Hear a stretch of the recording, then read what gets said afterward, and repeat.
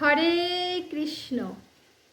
যারা কৃষ্ণ ভগবানের পূজা করেন তারা আমিষভোজী হন বা নিরামিষভোজী হন বা প্রসাদভোজী হন, তারা সবাই ভগবানের ভক্ত। কিন্তু ভগবানের প্রসাদে কোনো পাপ থাকে না, তাই যারা প্রসাদভোজী তারা কোনো পাপ ভোজন করেন না। যারা ভগবানকে নিবেদন না করে খাবার গ্রহণ করেন তারা পাপ ভোজন করেন। আর মাছ মাংস ডিম তো ভগবানের ভোগে দেয়া যায় না, তাই আমিষভোজীরা সরল মনে ভক্তি দিয়ে ভগবানের সেবা পূজা করে যান।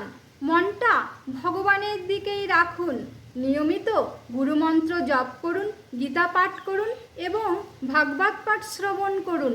তাহলেই আপনারা ভগবানের কৃপায় একদিন মাছ মাংস ত্যাগ করে নিরামিষভোজী হয়ে প্রসাদভোজী হয়ে যেতে পারবেন।